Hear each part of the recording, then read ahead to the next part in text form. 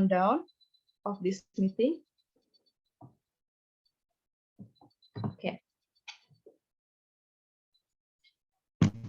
Okay, the rundown of this online meeting on the Friday, 14th October 2022, starting 19:30 until 21 and Semarang time.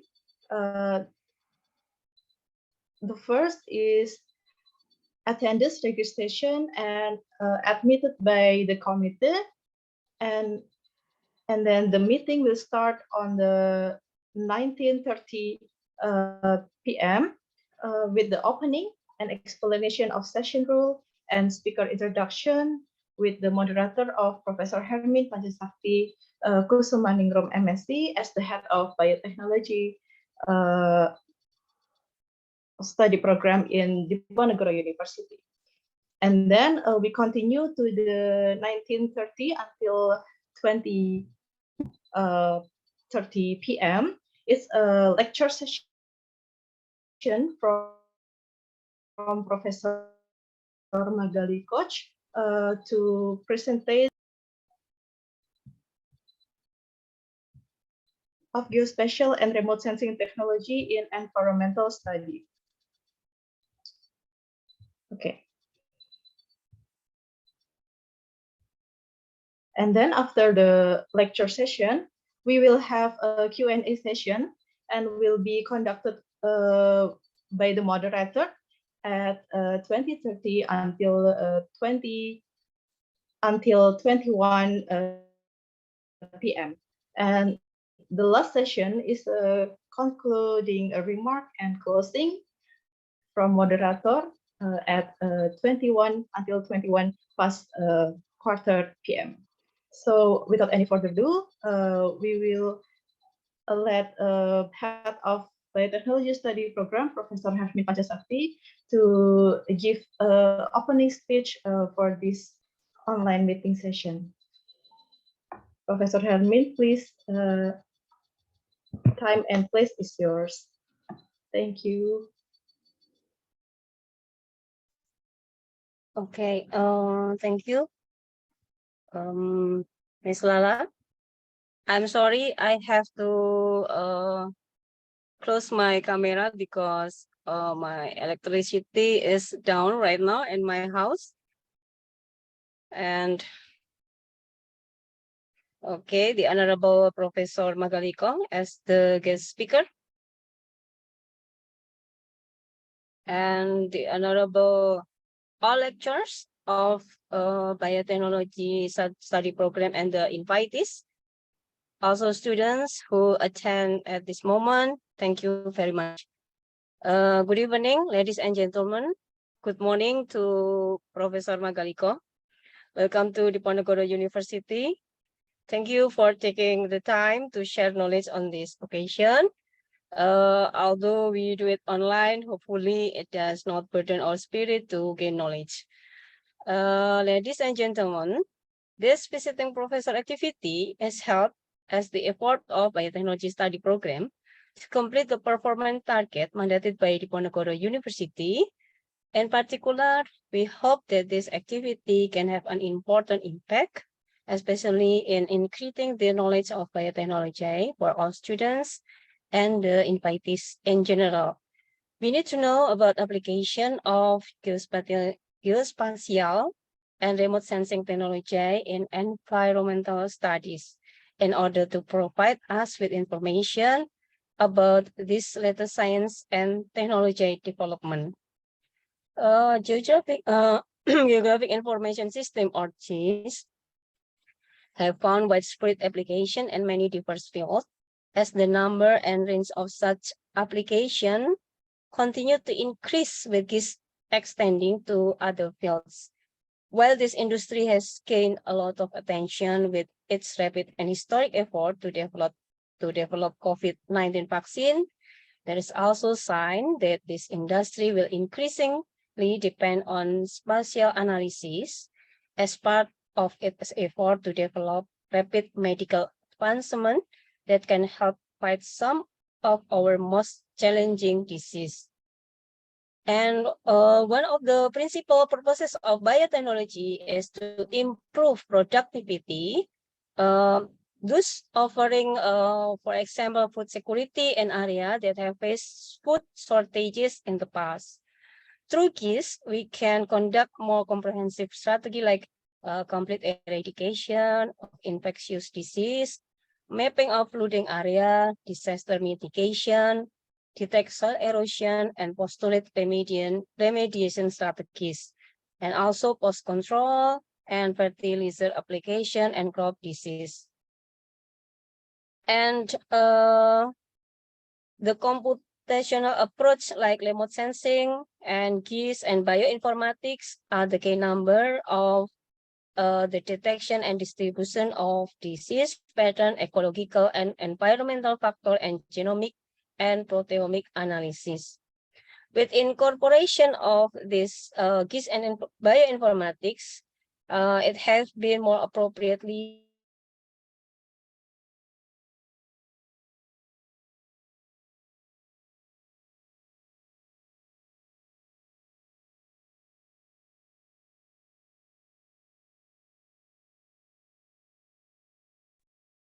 I'm sorry, my internet is not stable. With incorporation of GIS, the biotechnology goals has been realizable. And hopefully, this activity can be followed with other broader activities in the form of cooperation on Tridharma Perguruan Tinggi on Diponegoro University. Thank you very much. Wassalamualaikum warahmatullahi wabarakatuh. Hello, can you hear me? Yes, Professor Prof. Magali, it's loud and clear. Professor Tarnuri? Hello, Can Prof. you hear me? Magali.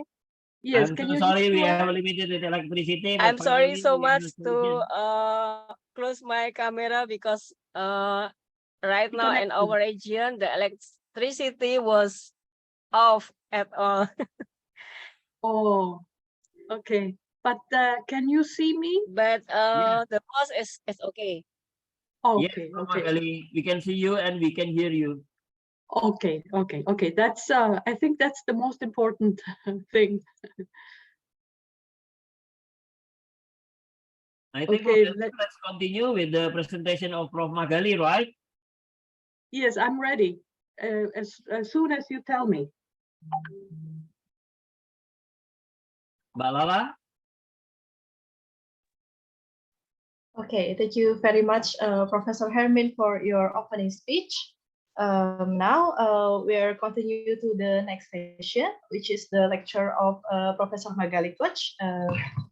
Good morning. I suppose there is a morning, Professor. Yes, good Yeah, evening. good morning. How are you doing, Prof? I'm doing very fine. By the way, it's also raining here, but maybe not so strong. Okay. Hopefully the internet will be stable until the last of this session. Yes. Before you start, let me tell the audience about your biographical sketch.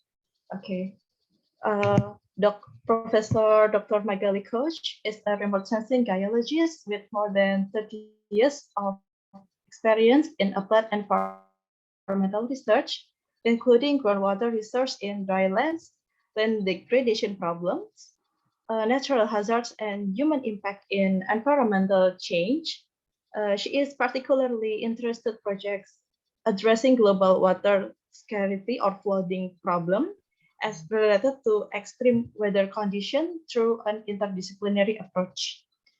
Professor Dr. Magali Koch is an expert in the application of geospatial technologies in natural and applied science and has extensive managerial experience in conducting international and multidisciplinary research projects in many parts of the world. She has supervised numerous international projects, mainly in the Middle East, Africa, Europe, Southeast Asia.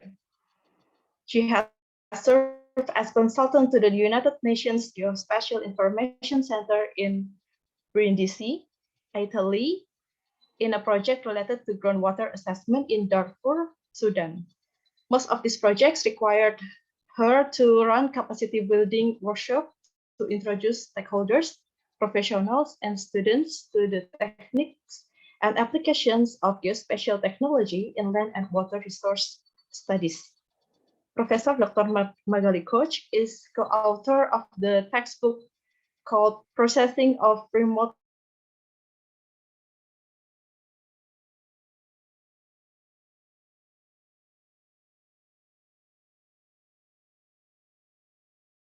There you are. I'm sorry, my internet is Yes, not stable. I know. Sorry. Okay, may I repeat again? Okay. Most of Professor Dr. Magali Koch projects required her to run capacity building workshops to introduce stakeholders, professionals, and students to the techniques and application of geospatial technology in land and water resource studies. Professor Dr. Magali Koch is the co-author of the textbook named Processing of Remotely Sensed Image and Introduction, 5th edition, year 2022 with Paul M. Matter. Professor Dr. Magali Koch graduated from the University of Cologne, Germany in 1986 with a Master of Science in Geology, and her PhD research on the use of remote sensing in groundwater studies was undertaken at Boston University, USA, and completed in 1930. Subsequently, she was awarded as a Marie Curie Fellowship by the European Union to undertake postdoctoral research at the Earth Science Institute, Barcelona, Spain. More recent awards include a Fulbright Fellowship to undertake teaching and research activities at Tohoku University in Japan, and the World Class Professor Award to conduct research and training activities at the University of Diponegoro, Semarang, Indonesia. She is currently a research associate professor at the Department of Earth and Environment and the Institute of Global Sustainability of Boston University. What a wonderful achievement, Professor Magali. Thank you. Now we cannot wait to listen from your lecture. Now, time and place is yours, Professor. Please. Thank you. And I can share my screen, I suppose, right? I have permission to share my screen. Yes, of course. Okay. So you guys can see my my slides, right? Okay. Yes, Professor. So do let me know if for any reasons, you know, the audio somehow is not working well, or you cannot hear me, right? And also if you cannot see my slides. So interrupt me anytime. I know that we're struggling with the internet, right? Okay. Okay. So first of all, I would like to thank my colleagues in UNDIP. It feels almost, I don't know, like years, many years that I've been collaborating with several departments in UNDIP, and I'm very thankful for all the, you know, not only collaboration, but the collaborative spirit that I found in UNDIP, but also in other universities in Indonesia. And so thank you again for giving me the opportunity to talk a little bit about, geospatial sciences, geospatial technology, and its use in environmental studies. And by the way, here's my email, mkoch, and then at bu.edu, in case you want to contact me or have any, you know, questions about what I'm going to talk about today. So I, you know, would like to keep my my talk as general as possible, because I know that we have in the audience, researchers, students, professors, and so on, from mostly from biology, I believe, but also maybe from other disciplines. And so I'll keep my talk as you know, broad as possible, but I will end it with an example of my own research in Egypt, where we were applying these techniques and this technology to basically help the the Egyptian government and also local government in Egypt to perform or to manage their agriculture activities in a more sustainable way, right? So the emphasis is here on sustainability, on the use of natural resources, whether it's water, soil, or the plants, I mean vegetation, in a more sustainable way. And for that, we need monitoring and assessment tools. And of course, there are many of them, right?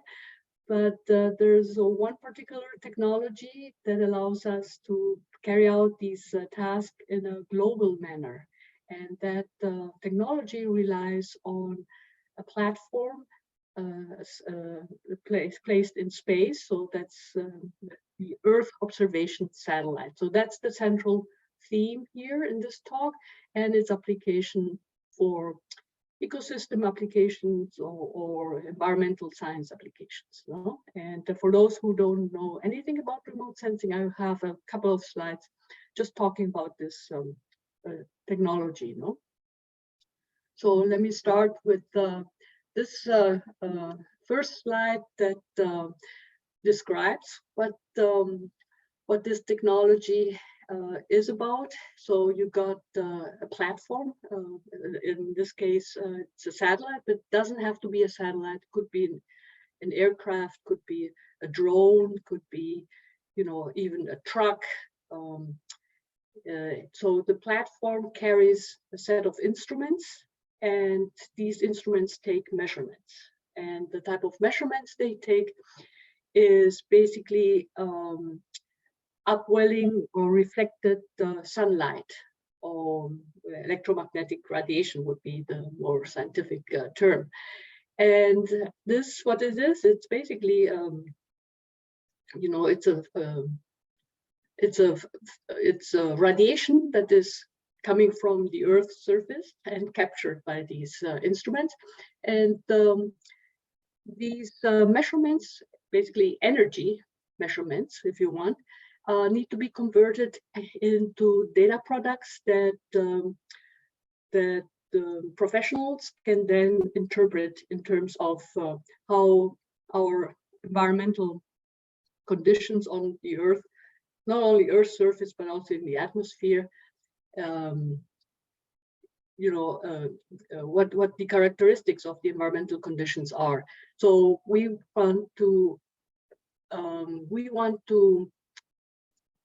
convert the electromagnetic radiation into a satellite product that can be then used and analyzed by using models and applied to environmental studies. So here in the middle, let me show you. Let me see if I can have a book. Sorry. Oh, that's all. I was looking for the cursor. Sorry. Pointer. Yeah, here's the cursor. Okay, here in the middle we have one of these satellite products, and it shows you basically structural or the three-dimensional structure of a storm cell, maybe a hurricane, and how it's composed, the composition of it, right? And this product was generated by multiple measurements from space, right? And why is this important? Well, if we want to predict the effects of a storm, a large storm, on, you know, maybe in urban areas on the Earth's surface, we may need this type of information as input in a model. So this is just one example. So how can we actually extract information from these measurements? Again, these satellites are not only taking pictures, they're actually measuring some characteristics of the different components of the Earth, whether it's the atmosphere, biosphere, or the hydrosphere, or the lithosphere. And that's all possible due to an understanding of what radiation or energy leaving the ground, what type of information it carries. And that is possible through multiple experiments. We have, for example, many ground stations that take also readings, whether it's the composition of the atmosphere, or we have also instruments that measure, for example, the soil composition or condition, and also the plants and so on. And with the field work that we do and the measurements we carry out in the field, we try to sort of understand how can we interpret the radiation that is being reflected or emitted by the ground surface to space. How can we basically interpret the signal in terms of the nature of the target or the object or the land surface that is emitting this type of radiation, And all this, together with these measurements, in situ measurements with satellite images, measurements, are ingested into a model, and this model, numerical model, basically recreates the processes that happen between the Earth's surface and the atmosphere. Basically, how energy, in this case, electromagnetic energy, gets transmitted, reflected, or basically moves from one place to the other, right? And as you know, this is just, this cartoon is very small, one example of how the hydrological system, the hydrological cycle functions.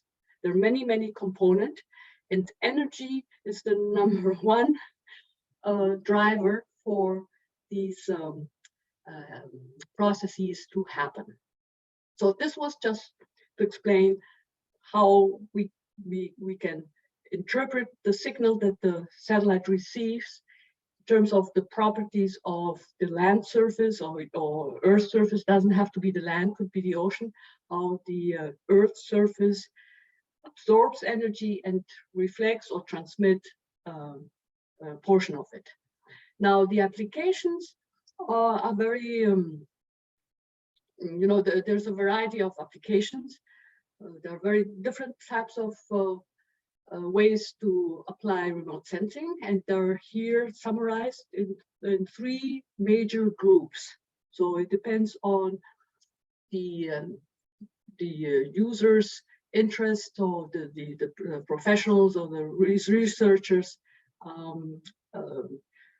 discipline, how they will use basically these measurements. But what I'm trying to convey is the message that it's all starts with observing the Earth's surface from space and capturing an amount of radiation that is being emitted or reflected by ground surface.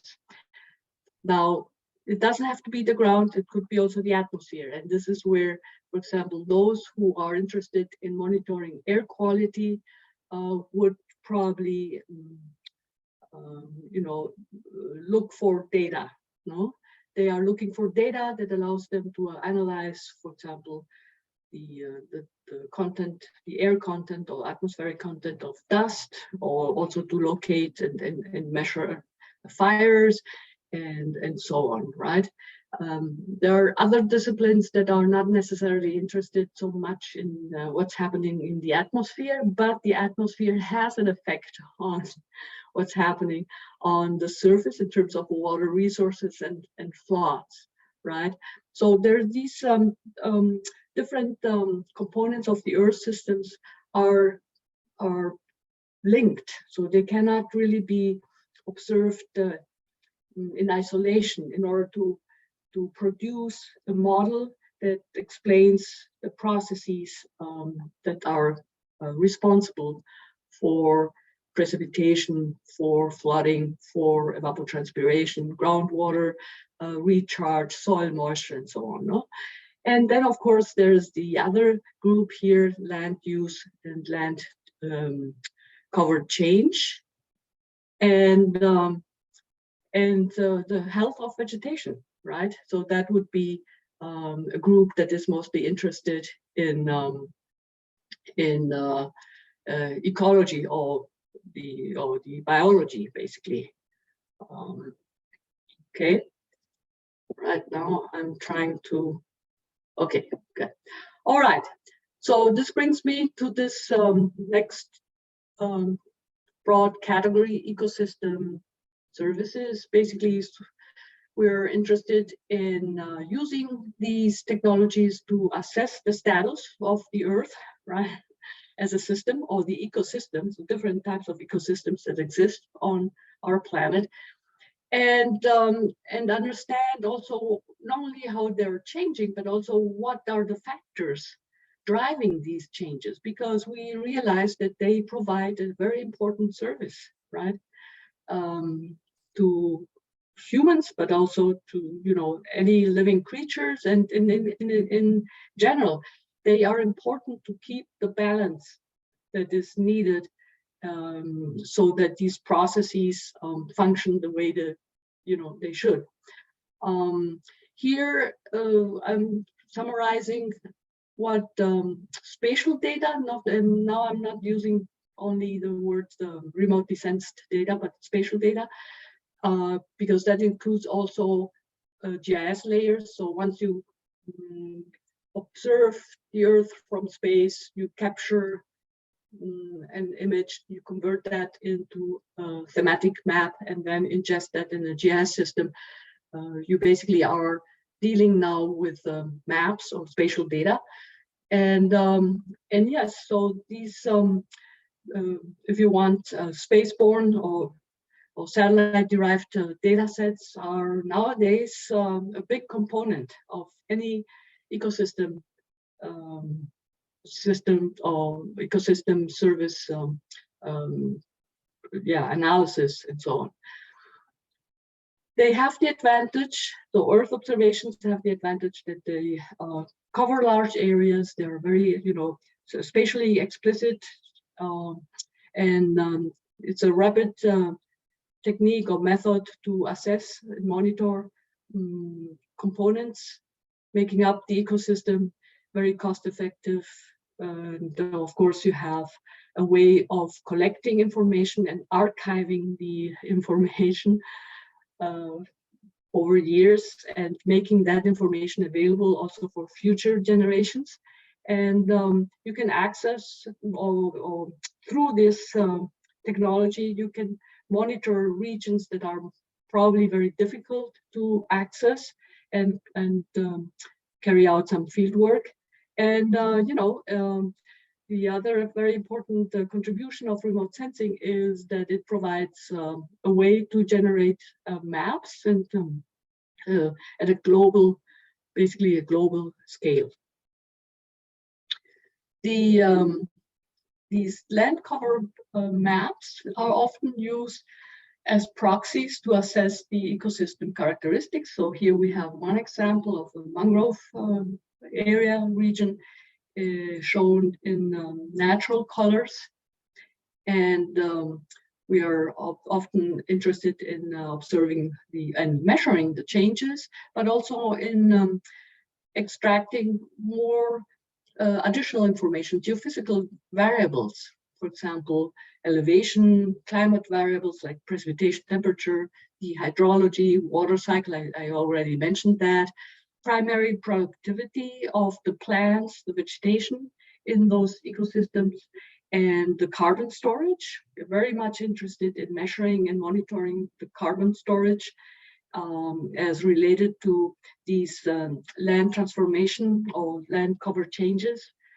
I'm talking about the destruction of forests, including mangroves and so on, and the impact it has on diminishing the carbon storage, canopy structure, woody biomass. All those sort of characteristics are important to assess the health of the ecosystem. And there are a number of satellite systems. I'm here listing the most popular ones, also because they have been around for quite a long time, or some of them. I mean, Landsat, for example, and MODIS have been around for well, MODIS for 20 years and Landsat now with all the different Landsat missions. I'm going to talk a bit more about it in a minute. Has been around for 50 years. That's half a century. So we have a record, an archive of imagery that describes, our Earth, the entire Earth, system, basically captured in these Landsat scenes, and that's important data, 50 years of data. Then there are other sensors that are maybe not so well known. Hyperion, this was the first hyperspectral sensor placed in space. And then we have also other sensors that operate in a different spectral region, radar, for example. That would be Sentinel-1 and ALOS Pulsar. So since we're talking about spectral regions, here's a graph that basically illustrates that the solar, radiation, the sun emits, or basically, it provides radiation in different wavelengths, and we humans can only see visible light, which would be this part of the spectral region. So these are wavelengths here, and this the y-axis shows actually the how transparent the atmosphere is, and that's shown by the gray area here. So whatever is gray, means that the atmosphere is more or less transparent. And what's white, so these gaps, means that the atmosphere is not transparent in those wavelengths. They basically block this type of radiation. And that's important in remote sensing because you want to construct your instrument in such a way that it captures the light being reflected from the Earth's surface, and it has to be able to travel through the atmosphere. So the atmosphere has to be more or less transparent to let the radiation through.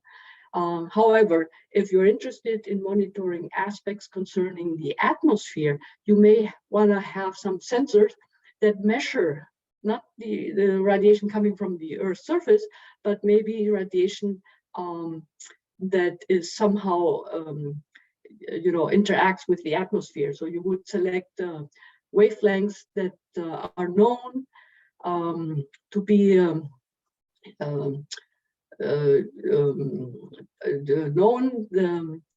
to be difficult to measure because the atmosphere actually interacts with that type of radiation. Anyway, so Landsat, as I said, was launched almost 50 years ago, and it's a program that consists of many missions, Landsat missions, and they are designed to follow certain criteria so that we can assure that images collected in, let's say, in the 70s can still be compared to images collected nowadays. So the technology, of course, is changing, right, over time, but we are, the space agency that is in charge of Landsat missions makes sure that there's some continuity in the way these instruments capture radiation. That means that they have similar spectral bands. Here we have a comparison of Landsat 4, 5, and 7 with respect to Landsat 8, and where they have their spectral bands, in which spectral regions, and there's some coordination here, right? It is a passive sensor, so it means that it can only collect radiation coming from an external source, which would be the sun, or during the night it collects thermal radiation being emitted by the Earth. So the Earth also is a body that emits radiation, but of course in a different spectral region. It's thermal radiation, meaning it's heat, right? Recently, recently, I mean, already 7 years ago, we have access now to a new set of satellites managed by the European Space Agency, Sentinel, the Sentinel series, and this is Sentinel-2, which is the optical sensor. And it is in a way similar to Landsats, but it has, of course, some, characteristics that are different.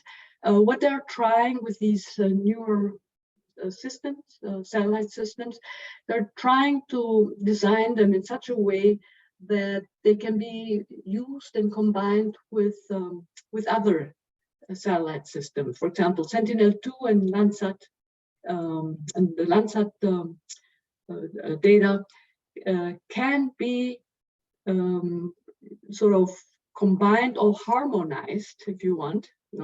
That's actually it's data that is now available to the users, and what the space agencies are trying to do is to sort of make these different images or the characteristics of these images comparable, so that you can use them in a time series analysis, right? Just remember that these images are captured by instruments, and each instrument has its own characteristics, and the data it produces, right, needs to be corrected, needs to be calibrated, needs to be validated before the user can actually use it, right? And so there's an important effort to use multiple instruments, because this will ensure that you can view any part of the world. So this is an example of Brazil, but any part of the world with with shorter intervals. So they really want to reduce the intervals between the one collection of one image and then the next one over the same area as much as possible, right? And also they want to make sure that the information is captured in multiple spectral bands. So we'll talk about the spectral bands now, the importance of spectral bands. By looking at another sensor, it's a hyperspectral sensor, which has many spectral bands. And here we are seeing a comparison between Landsat, which has only, I think, 7 bands, 3, 4, 5, 6, sorry, 6 optical bands, and Hyperion, which has between, yes, it has 220 spectral bands. So the big difference between a sensor that captures light in 220 very narrow spectral bands, or Landsat, which captures light in only 6 very broad bands. And this is shown by this spectral signature. For those who are not familiar with spectral signature, it's like, it's a very characteristic, it's like an ID or a digital, finger print or something like that, that characterizes different materials. So here we got a strip of, this is Hyperion.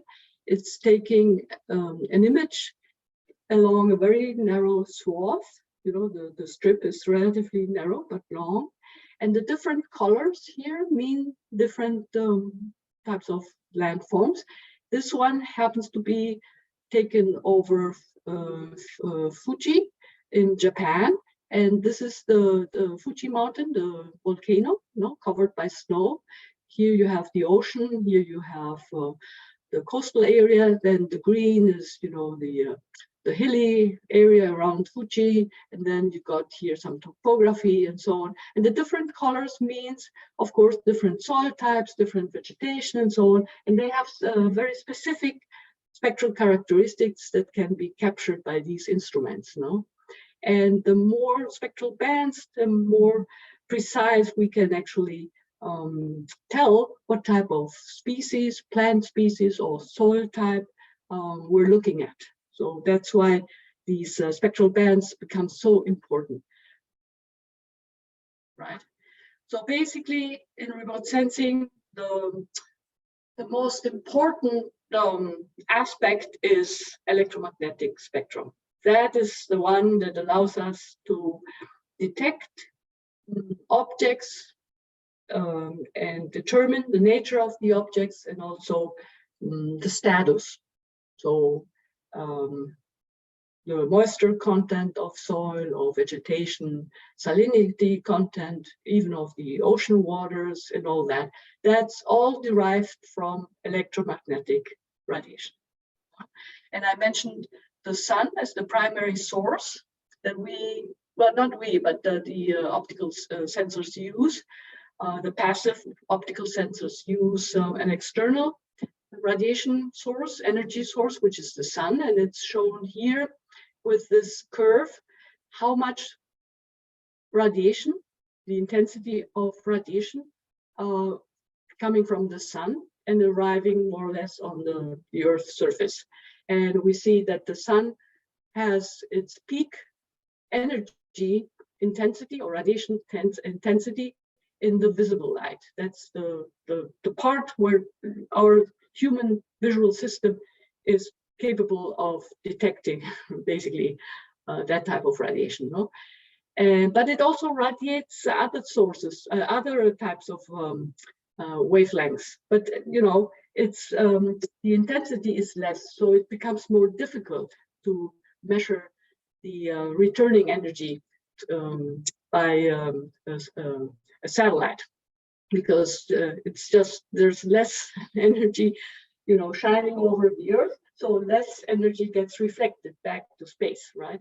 So it's easier for a sensor to capture visible light, and it's more difficult for a sensor to capture light in those other regions, like, you know, far infrared and micro.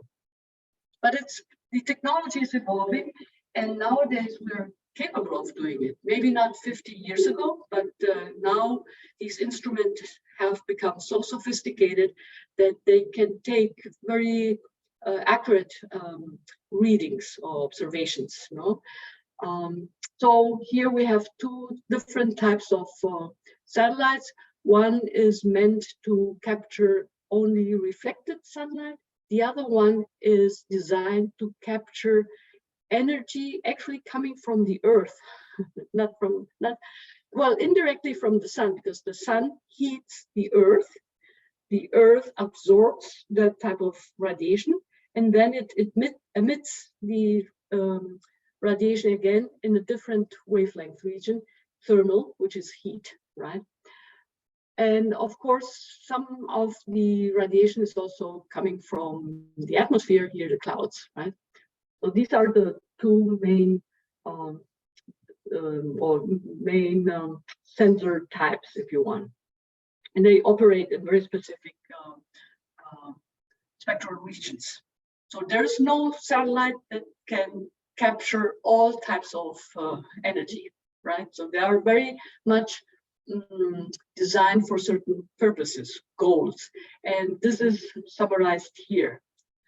So what's happening is that scientists have been thinking about ways of characterizing components making up the atmosphere and also components making up the Earth's surface, including not only land, but also water. And for each one of these components, whether it's the atmosphere, the Earth's surface, and within the Earth's surface, whether it's the biosphere, the hydrosphere, or cryosphere, snow and ice and so on, very, very specific instruments need to be used, right?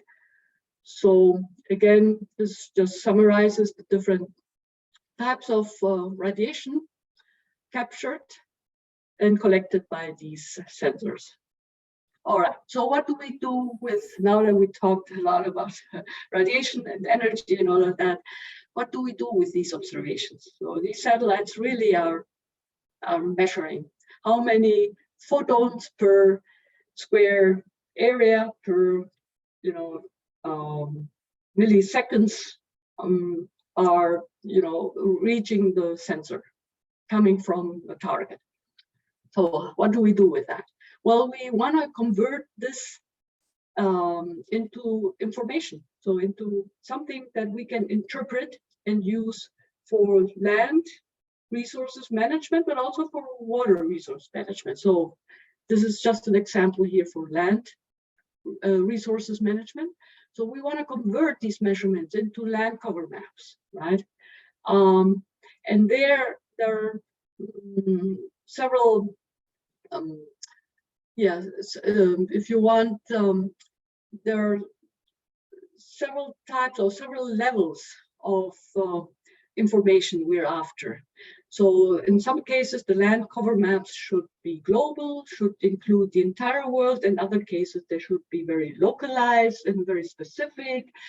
Sometimes we want land cover maps that are used to interpret a single moment in time, a single snapshot in time. Sometimes we want land cover maps that cover a whole period, or basically let us understand how land is transforming through time. So there are many, if you want, goals or users. They come with many applications, and all these maps, land cover maps, they are being derived from these sensors. So you can imagine why we have so many sensors up there, right? To satisfy the needs of the users. The users are very diverse. They have many needs, right? And then, of course, we can do something with these images, not only convert them into land cover maps, but we can also extract very specific targeted information from the land cover maps. No? Vegetation indices is an example, or if we are interested in monitoring wildfires, for example, we want to detect the location of the wildfires, but also the effects of the wildfire, burn severity and all that. For all these applications, we need somehow a way to observe and monitor and assess the health of our ecosystems. No? And that's done with change detection techniques and also classification.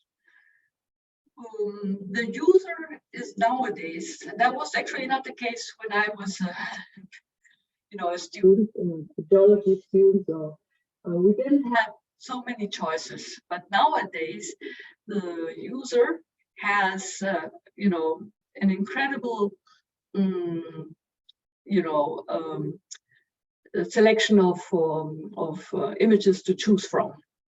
And what these space agencies are doing, so we basically live now in the big data era.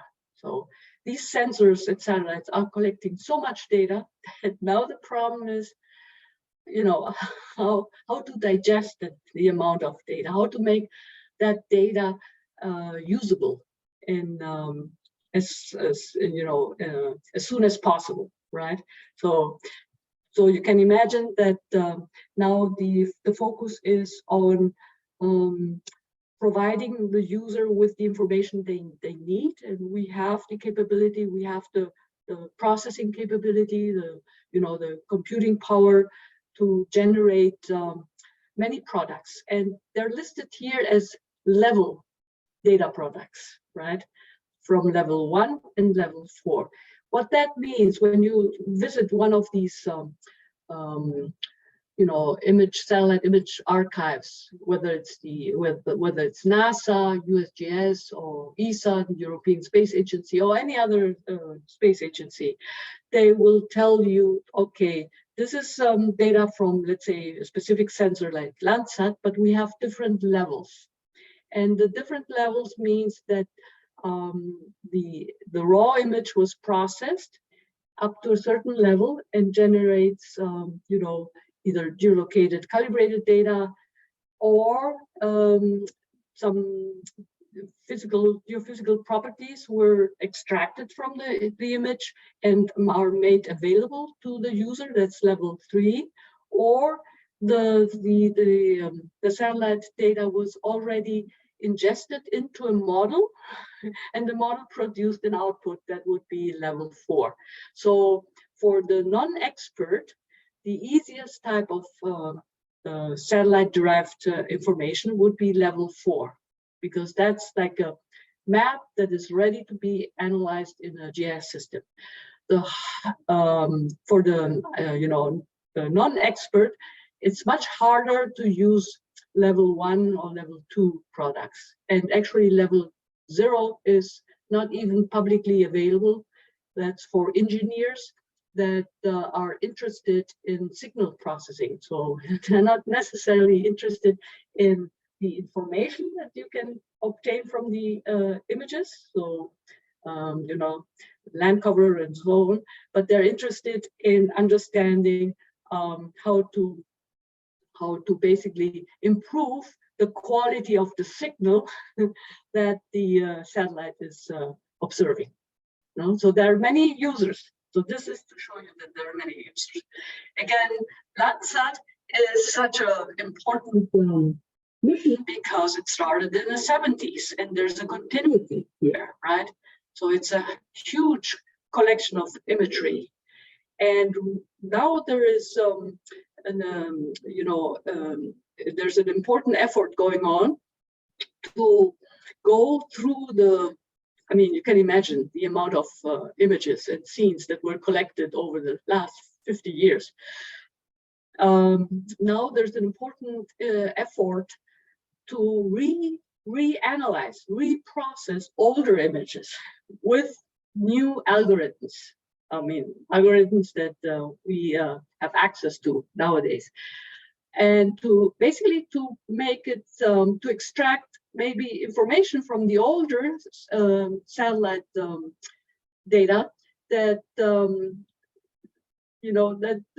was not possible 30, 40, or 50 years ago, but now it's becoming possible, and to use all these satellite images for different applications.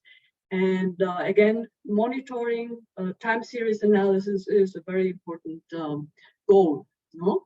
So we want to, for example, here observe certain landscapes, right? Very different landscapes here, whether it's coastal areas or mountain areas, or whether it's tropical areas, or maybe in higher latitudes. We want to observe how these landscapes and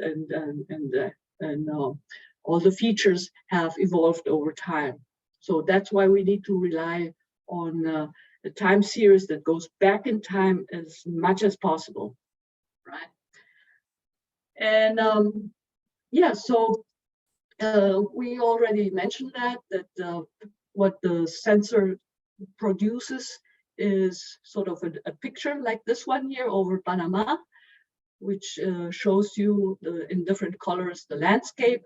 But we really want to extract information out of this picture that we can then use in our GIS analysis. So that's done through image classification. Here another way of showing the same thing.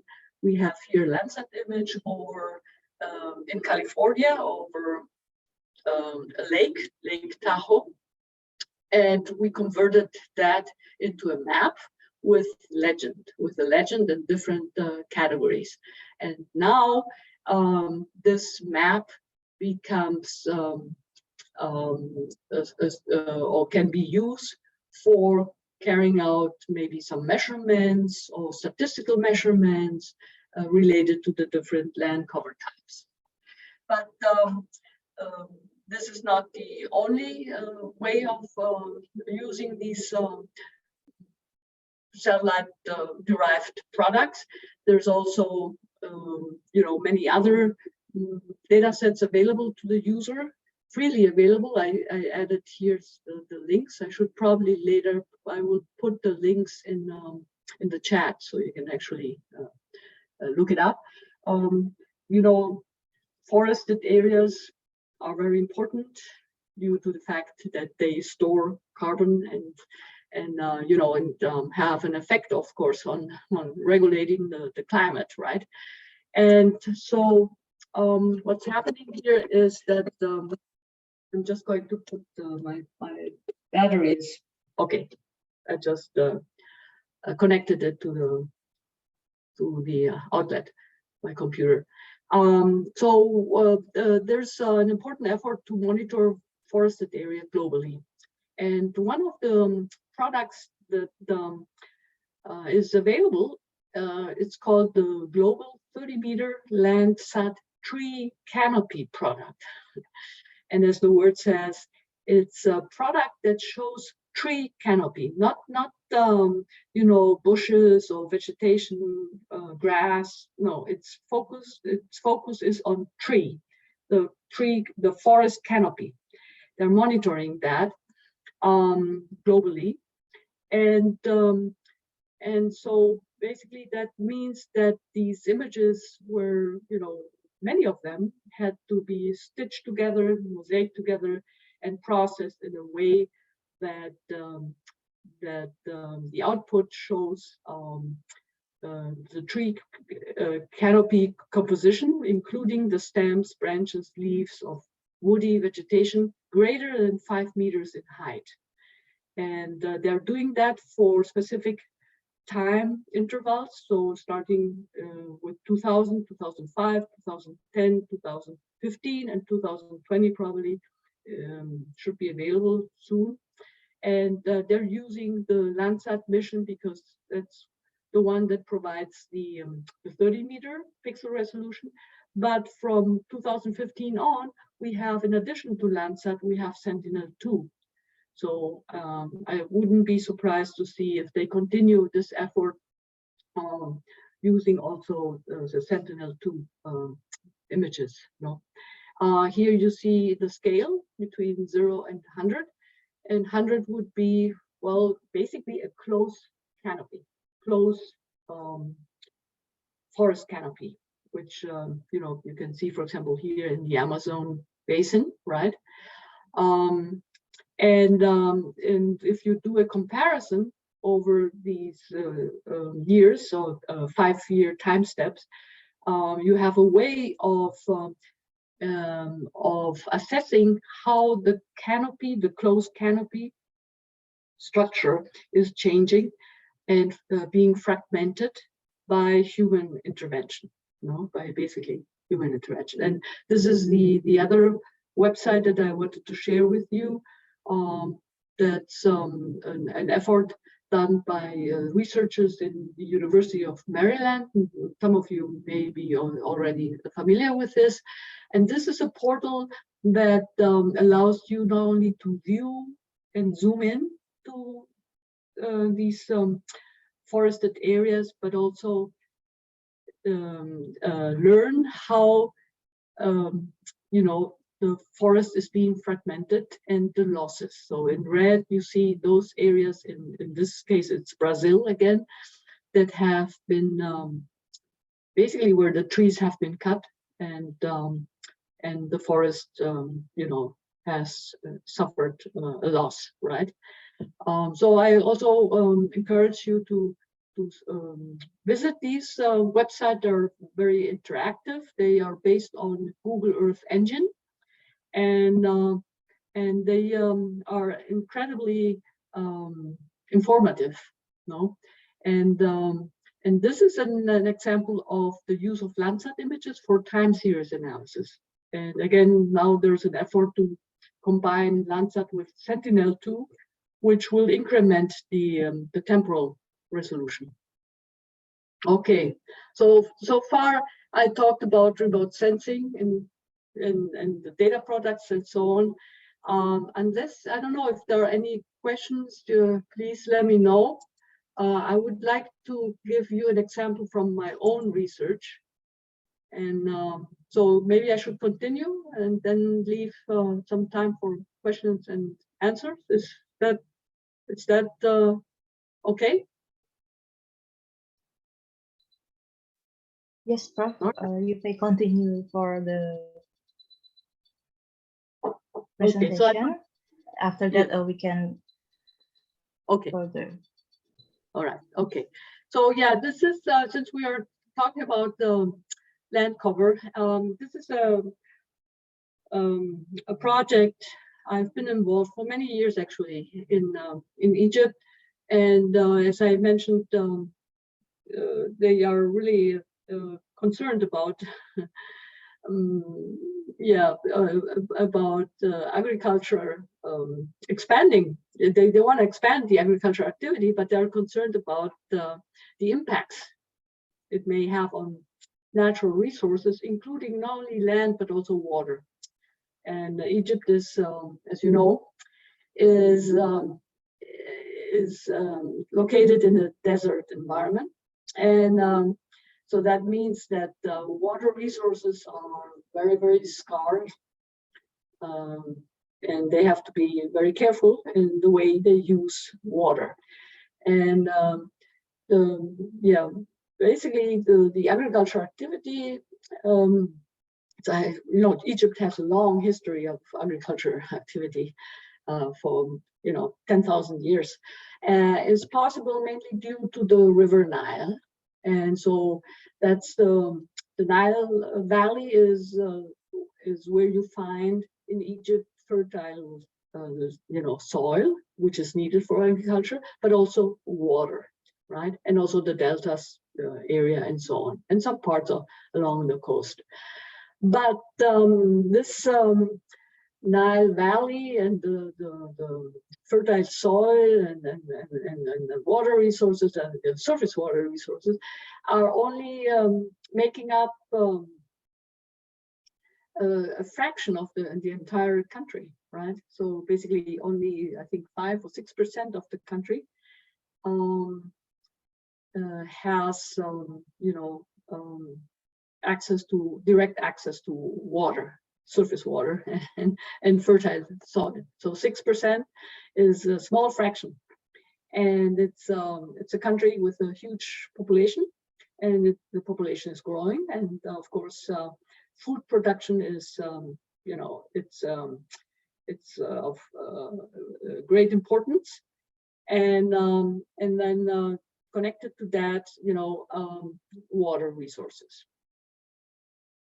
So for the last couple of decades, actually, the Egyptian government has been trying to reclaim desert regions, desert land near the Nile Valley for agriculture. They're basically expanding the agriculture into the desert. But of course, that again requires a number of a number of things, but mainly two major factors. So high quality soil and access to water, because you need to irrigate the crops. It doesn't rain in Egypt, right?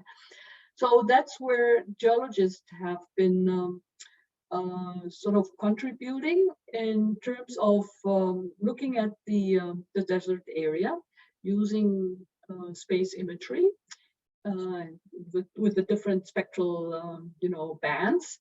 And this is what we call a false color composite image, because it gives you an unusual view of the desert plain area in terms of the color contrast. So if you would fly over Egypt, you wouldn't see these colors. You wouldn't see all these shades of purple and blue and brown and so on, right? By the way, this is a composite map. So you've got the image in the background, and on top of it, you got some GIS layers. So don't get confused with these white and red, patches.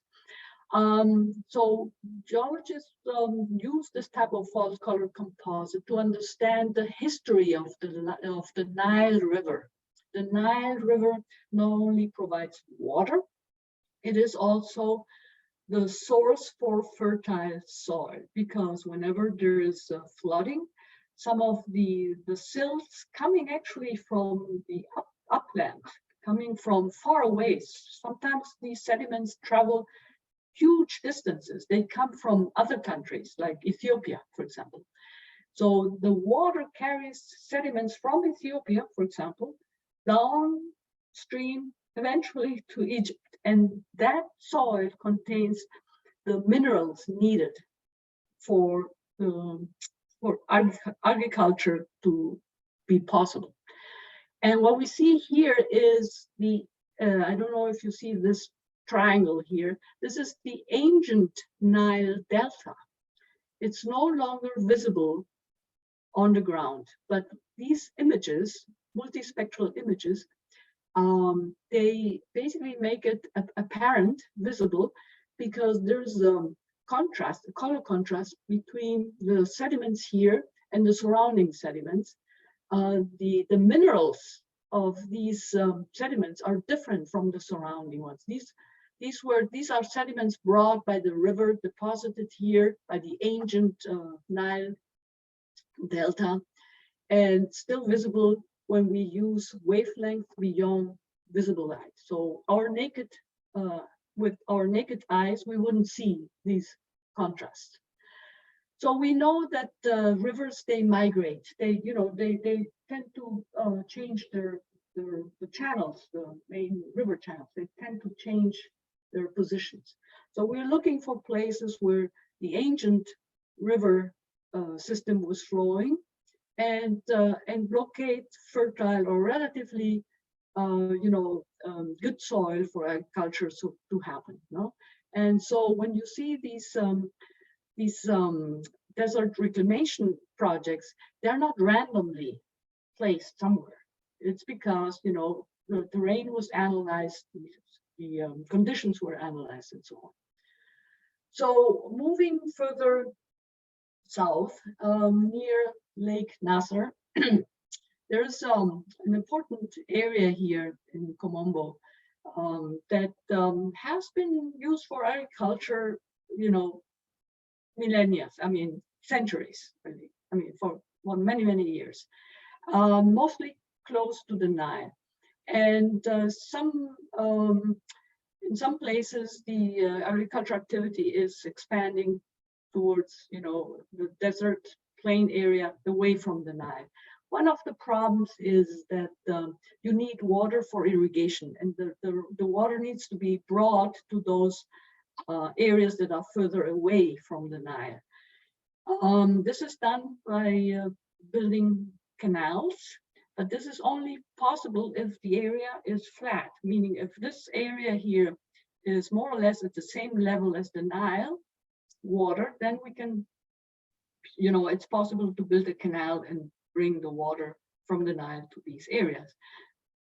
But if the topography is such, which is the case in the Western Desert, that this plain is much higher than the Nile, then you cannot bring water up, basically, to a higher level unless you pump, and which is very expensive and not really doable. So they were interested, the local government, in understanding this Western Desert plain area and see if agricultural activities can be performed there, maybe using groundwater. Now, if we look at the history of agriculture in Egypt, and this is the recent history from 1960 to, let's say, 2010 or 2015. This graph is from 2015. We see that the type of crops that they have been cultivating has changed. No? And in recent times, they're growing more grains and citrus fruit trees and sugarcane. And you can clearly see the increase. And what that means is that these are types of crops that require more water than, for example, cotton, beans, and peas, and so on, right? Now, if we put that into context with another graph showing us the water, what we call the terrestrial water storage, and how it has changed over time. Again, this is not from the 60s. This starts in 2000, recent time, 2002 probably, to 2016. we have now a way to measure the terrestrial storage from space. It's actually a program called, a mission called GRACE. And it measures not only, it measures basically the surface water, the soil moisture, and the groundwater all together for huge areas. And we can then use that information to assess whether there are some anomalies or not in terms of the storage capacity of the Earth crust and surface, right? The soil, the surface, and the groundwater, and if that changes over time. And so we did that for the Nile basin in Egypt. We divided it into Upper Nile, Middle Nile, and Lower Nile. And the graph basically shows you the anomaly. If there's no anomaly, it would be around 0, right? And there's always some fluctuation because these are due to seasonality. Some months in a year, there's more water in the soil and in the Nile River, and some months it's lower, right? But we see that around 2010, it starts decaying, goes down. You know, I mean, there's an important anomaly, especially in 2012, and then it somehow recovers, but you know, it doesn't get back to how it was before. And that is due to an important drought, not necessarily in Egypt, because in Egypt is anyway, it's a desert, so it doesn't rain there. It's basically the drought that occurred in, you know, East Africa, in Ethiopia, for example, or Kenya, or those countries where you do have important rainfall, and have an effect on the Nile because they're part of the huge Nile basin. And so you can sort of measure these, the effect of the droughts in the Upper Nile basin in Egypt.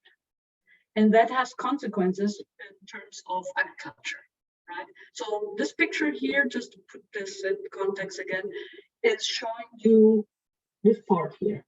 We're now focusing on this part here and trying to map the type of crops and how, and the cropping pattern, how the agriculture activity is intensifying, changing, and how much water consumption or how much water these crops require, and whether that's changing over time, right? So first we take a look at the crop pattern. Different from crop type. Crop pattern means when does a specific crop type, you know, has its peak growing season, right? So what happens is that the farmers cultivate, you know, the land in different ways. They may plant crops that reach their peak growth season in the summer, or maybe in spring, or maybe in winter. Now, in a desert area, the timing is very important, because remember, all the crops need to be irrigated. And we know that during the summertime, you know, the temperatures really get very hot, with whereas in the wintertime, it's still hot, but less, right? So the winter time is usually a better time to irrigate because less evapotranspiration will happen. And so we were kind of trying to use the Landsat time series to understand the cropping pattern. When do farmers plant what type of crops, right? And how much water do they need in order to grow, you know? So here we have a comparison between one crop pattern year from 2013 to 14, and the other one is 15 to 16. And although it looks very similar, if we zoom in a little bit, and you can see the resolution of these images, here you have the scale, right? We do see some variations. The spring crops in dark red, they seem to be more taking up more areas in 2015-16 than the year before, or 2 years before, no? And then the summer one, you see the yellow colors, they're usually closer to the Nile, because the Nile is a very reliable source of water, right? Whereas here, these maybe also are being irrigated partially by groundwater, which is dependent on the seasonality. Another product that we can generate from these images is mapping not the cropping pattern, but the type of crops, whether alfalfa, dates, maize, mango trees, sugarcane, and so on. And this is important because we can use that information to assess how much water do these different types of crops need, and how can we monitor this from space. Here we see that due to the resolution, the satellite resolution, it was easier to map maize and sugarcane because they make up very large, areas, easy to detect. Whereas vegetables are much harder to map from space.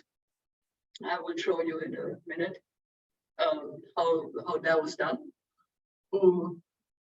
We used NDVI. NDVI is a vegetation index that can be used to measure the health of vegetation. Some of you may be aware of this. It uses 2 spectral bands, where we know that one is the red, absorbs, a healthy plant absorbs red light, but it reflects near infrared, no? And that creates this slope here, very steep, for healthy vegetation. When the vegetation starts to dry, decay, that slope becomes less steep and can be measured by using these 2 spectral bands. And when it's completely dead and you see basically only soil, then you get a very flat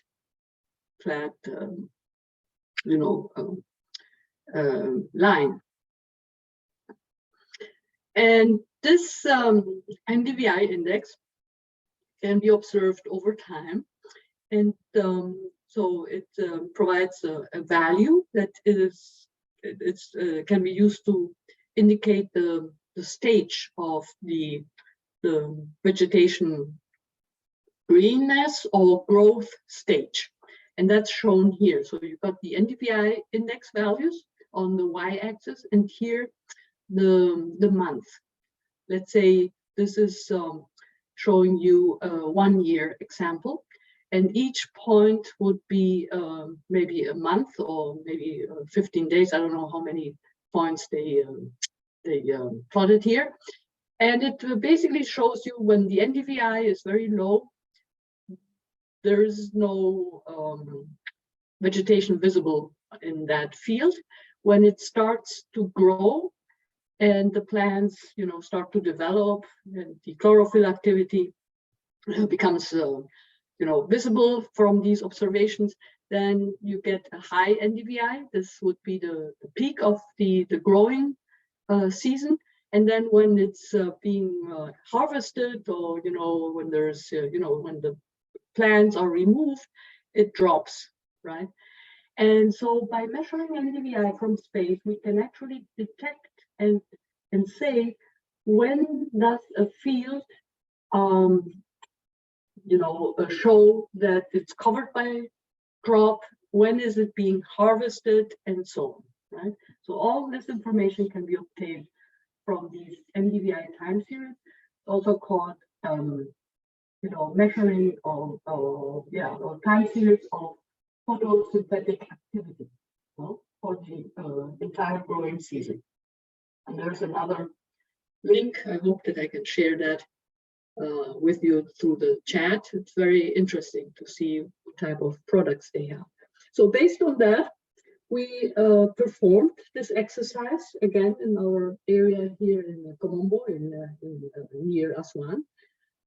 We went to the field. We took some pictures, as you can see here. So we have here maize, sugarcane, mango trees, and this is a vegetable, a field with vegetable, zucchinis, and so on. And then we took GPS measurements, and we then found these points on the image, and we looked at the NDVI time series using Landsat between 2015 and 2016. And each of these graphs, they basically they contain how many colors? I think like 5, I don't know. And each color means that they were taken from different different places within a field, a large field, right? So you need to take many measurements. So these NDVI values over time, they were extracted from the Landsat, and from known crop fields. So we knew that this is sugarcane, this is alfalfa, maize, and mango. And you can see the growing season, how it varies. For example, for the mangoes, these mangoes, the curve, more or less stays stable. For the sugarcane, there is a very long period when the sugarcane is basically green, and then it's harvested, so it goes down, right? And then it takes a couple of months to grow back, right? So that gives us a way of monitoring the health of the crops. And so we did that, and this is another way of showing it. So here we have a sequence of maps from they are all from the same year, 2015. They all show in green color and different green shades a vegetation index. In this case, it's the enhanced vegetation index, similar to NDVI. And the dark green means that particular field is, covered by a dense crop canopy. It's basically it is at the peak of its growing season, right? And if it's low, it means that field is not covered by any crop. It's showing soil, so non-vegetated areas, right? So if we observe the growing season, and you can, first of all, you see the pattern here. These lines are canals. Again, the area needs to have, you need to bring water from the Nile to these areas in the desert. And you see that the farmers do have a schedule, how they farm, how they plant the crops. So in May, June, which is, it's basically the start of the very hot, summer. Certain fields show that they grow, that they have crops, and others are in fallow, right? As we move to July, August, we see that some fields become very green. That means a lot of irrigation is happening, right? And then in September, October, it spreads out. It's when the temperatures are not so hot. And especially in January, it's when in the desert or in that part of the world, the temperatures are less high, not so hot, and it is more feasible to do irrigation because you're not losing so much water to the atmosphere through evapotranspiration. And that's when most of the fields are being irrigated in March. And then this is when they stop, right? Now, this is a way to measure the phenological activity of the crops, and we can put that in relation to the water consumption of the crops by applying a different index. It's the water index. So before we were looking at NDVI index, now we're looking at water index. Again, all these maps were derived from Landsat, from space, from electromagnetic radiation. But we get a different picture now. Again, the same year, again, the same sequence of months, but now we're looking at another phenomenon. We're looking at evapotranspiration. How much water is required by the different crop types and fields.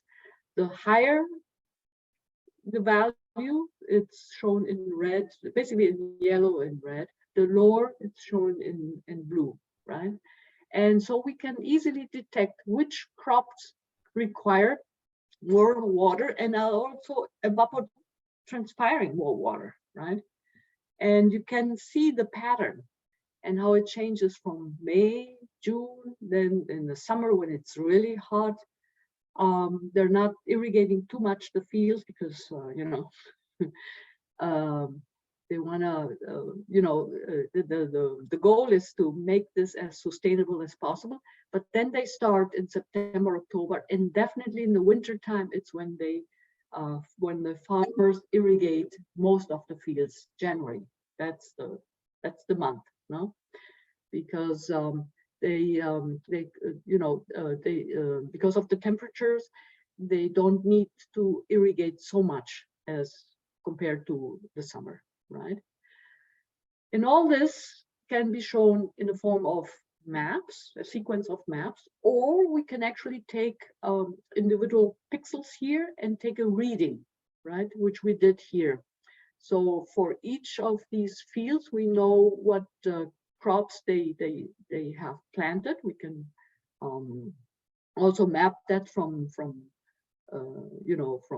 Landsat images. So here we have in different colors the different crops, and then we can monitor over time the actual evapotranspiration that happens. So we see that some crop types are not planted in the summer. Here this is the summertime, right here, where you see that the different crop types have different water demands, right? Some are higher and some are lower. So it makes sense to plant in the summertime when temperatures are very high, when evapotranspiration is very high. Maybe plant certain crop types that are not so demanding. They don't need so much water. And then in the winter time, this is the January, December, January, the water demands are very close. The evapotranspiration values are very close. And then in the summer, again, they spread. Okay, so let me see what time is it. All right. This is an example of the use of remote sensing in agriculture. And so we learned how we can use these images to identify the vegetation types, the crop types, measure their aerial extent, through change detection. Also, how we can map the distribution amount and type and seasonal changes of vegetation patterns that allow us to determine the rates of evapotranspiration. And that allows us also to assess the type of irrigation system used, the amount of water consumption, and also the agriculture intensity, how intensive the area is being used for agricultural purposes. And yeah, so basically we explored the crop types and put that in relation to the water demands, because that allows then regulators or the local government to improve their water management in irrigated agriculture by implementing the necessary policies, because the government really regulates, the local government and also the national government, how much water these farmers can actually use from the Nile River or from the ground, right? It's regulated. Okay, so yeah, so this was an example from Egypt, but I hope it gave you you know, an understanding of how we convert the signal received from, you know, the measured by the instrument on a space platform, how we convert that signal into a product, into a data product that we can use for an application. So thank you very much. Thank you very much, Professor Magali, for your presentation. Now, the next session is Q&A session and conclusion session that will be conducted by Professor Dr. Hermin Pancasakti Kusumaningrum. Professor Dr. Hermin Pancasakti, time is yours. Thank you. Thank you, Ms. Anissa Fadila. Okay, Prof. Magali, thank you so much for a very interesting and valuable presentation. And before we enter the question and answer session, I would like to convey the best regard from our Dean of the Faculty of Science and Mathematics Sciences, Prof. Widowati. And she apologized that for not being able to welcome Prof. Magali in person, yes, because there is another event in the same time. Ah, okay, Okay. okay. Not a problem. Yes. Yeah. Okay, thank you so much. And now we come to the stage of a question and answer, and I will open the 2 terms, and each term consists of 3 questions. And the first terms, if anyone or students want to ask a question directly to Prof. Magali, or maybe you can type in the chat, and I will read it to you. Okay. Any question? Or maybe comments? Oh, okay. Okay, good. There's okay. A lot of students want to ask you, Prof. Magali. Okay, Okay. the first question come from Dinda Khairunisa. Okay, good. Good afternoon, Prof. Magali, back in Indonesia, and good morning, I guess, in England. In Boston, yes. Okay. Thank you so much for the opportunity, but I'm very sorry that I cannot open my camera due to certain circumstances. Not a But here problem. I understand. Yeah. Okay. Thank you so much. I'm actually wanted to explore some stuff related to remote sensing. I wanted to ask, how accurate is it to detect air quality compared to using devices such as air pollution measurement devices on the surface? Yeah. So, well, I mentioned in one of the first slides that these satellite observations need to be calibrated and they need to be validated with in situ measurements, no? So we know how they compare to these in situ measurements. And of course, first of all, the amount of information that you can get from in situ measurements is, you know, not comparable with space measurements. First of all, because you have a much better control of what you're measuring, right? I mean, you just imagine these satellites. I mean, you know, once you build the instrument and you launch the instrument to space, there's no one there to actually, maybe change some or exchange maybe the instrument by another instrument, right? Which is now different. Or it's now possible with the International Space, what is it called? Station. So the International Space Station is precisely an effort to kind of combine what's possible on the Earth's surface, you know, with these in situ measurements to target certain measurements, to use several different instruments and so on. They're trying to replicate that in that space station because they have astronauts, right? The astronauts are there to, you know, control everything, right? The experiments, and it's right. So this actually tells you that these satellite images, whether it's for the atmosphere or any other component of the Earth, they are never going to be as detailed as, you know, and also the variety of observation is never going to be comparable to ground stations, so in situ measurements. There's no, it's a different scale. There are also logistically, you cannot compare both, right? But the power of satellite observation lies not necessarily in very precise measurements, but the power lies in, or the advantage of space observation is, first of all, it's global. It's done in a very systematic manner. They're using the same instrument repeatedly. And with new missions, they're making the new device, the new instrument, compatible with the old as much as possible, so that there's a continuity. Same instrument or similar instrument over time, over the entire area, globe, in a very systematic, repetitive manner. And this is something that is an advantage over in situ measurements because of logistical reasons.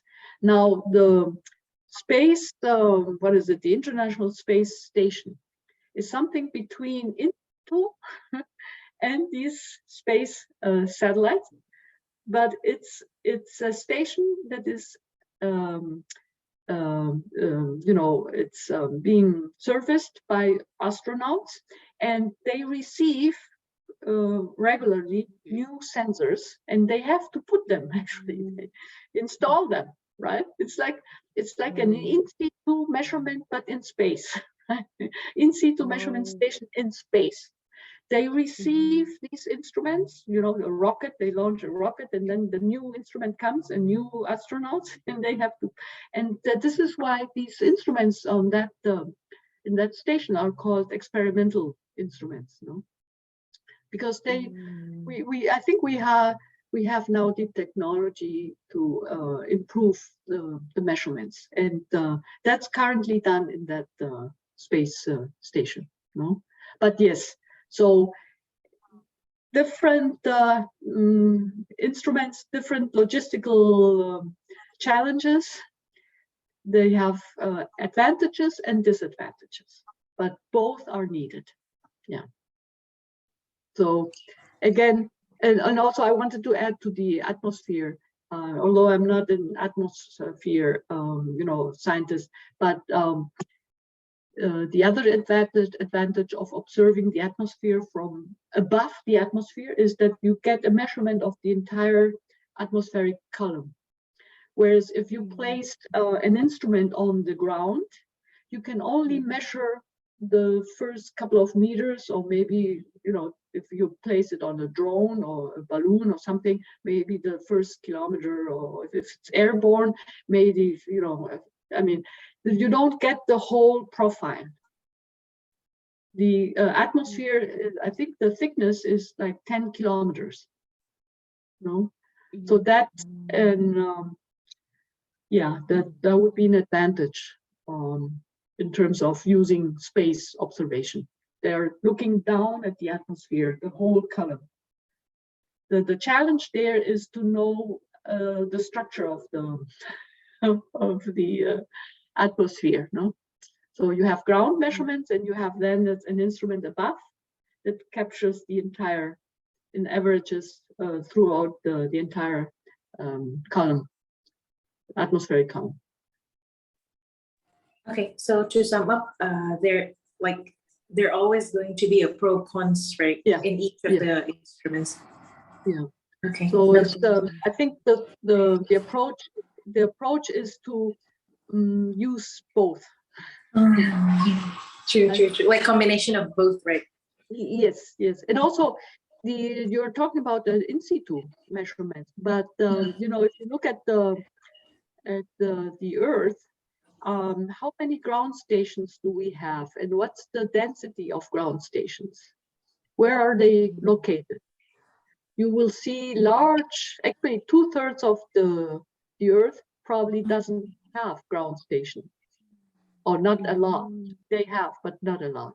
Those are the oceans, because it's much harder to have a dense network of ground stations over sea than over land. And if you go to high mountain areas, huge, really high mountains, there the ground measurements become less. Why? Because the terrain is a challenge. You don't find many ground stations in the Himalaya mountain range, right?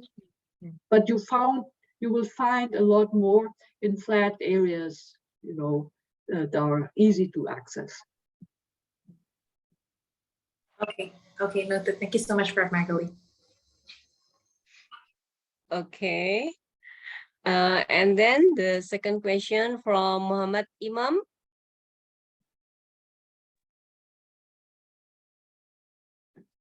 Okay, thanks for the opportunity.